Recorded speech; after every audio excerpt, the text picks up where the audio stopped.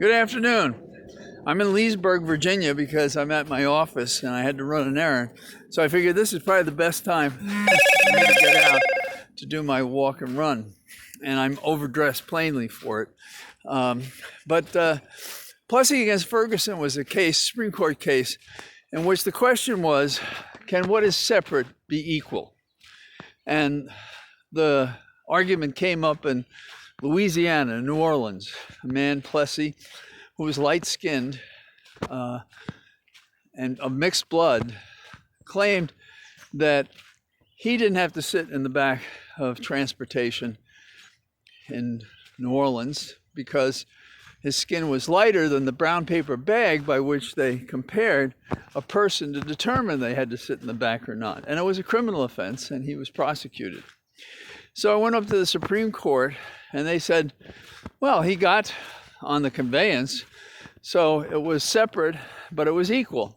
Now, that was turned around in Brown against Board of Education in 1954, and this case came up in 1892. And so why am I mentioning it now? Because the governor of the state of Louisiana has said, I'm pardoning him, poor Mr. Plessy. And if you go to New Orleans, you can go to his gravesite in this fabulous place, the cemetery, which has quite a number of historic figures there. And it's kind of eerie to make a connection between a case in which you don't know the people and it happened long before you lived, and that somehow it's brought to life by knowing the story and seeing the location. Now, second thing that happened today is that Attorney General Garland gave an address. Now, I think, and you don't have to agree with me, obviously, but I think his credibility is faint on the question of whether or not he's going to investigate and prosecute anybody but the rioters. And he spent a great deal of time today telling us how much time and effort and how many tips they've gotten, hundreds of thousands of tips about it, but they've only prosecuted rioters, 70-something. And they spent all this energy on the rioters and nothing in the White House, nothing on the Hill.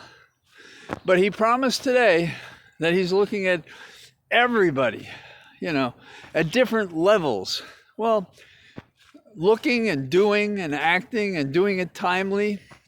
Now, if a whole year hadn't passed, I would not be so anxious about his vague representations today. But, it was like you need a tarot deck to figure out what he really means. And he didn't mention anything about the subpoenas and the contempt proceedings. He has one Bannon, and they issued that. But where's Meadows? The Congress acted. This is about the same amount of time it took to prosecute Bannon, but nothing's happened. So how do you judge a man who's the Attorney General, whom you want to believe and want to respect, but a whole year passes and he does nothing? And they say these, wonderful things like no man is above the law and, nobody is treated differently, but they've been treated not at all. Now let's take Peter Navarro, for example. Guy writes a book describing what he did to plan the coup. And he's talked to everybody from the Rolling Stone and last night to Ari Melber. And basically doesn't really run or hide from what he did. Why? Well, because these guys live in a world in which some of them have gotten pardons. Think of Bannon, for example. And otherwise they're not prosecuted. Nobody prosecutes them. They're all afraid. Somebody on Twitter, when I made a remark saying we need a junkyard dog, oh no, we don't need that person. Well, then I looked at who he was. He's a very strong Republican, and he sure doesn't want a strong prosecutor. He doesn't want somebody who's going to confirm or deny that the insiders preferred an autocracy over our democracy. So Garland, on the eve of the anniversary of the attempt to overthrow our government, gives us weak rhetoric, in my opinion. Now, friends of mine who comment on these things, they thought his remarks were great. You can't judge a man's remarks when he fails to act. You have to have action.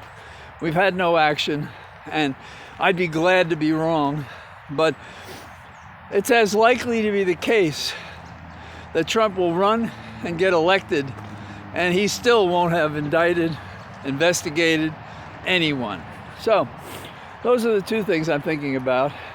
There was testimony as well by the Capitol police chief, and basically he said he's losing people right and left, and he's doing the best that he can. That's how I'd sum it up.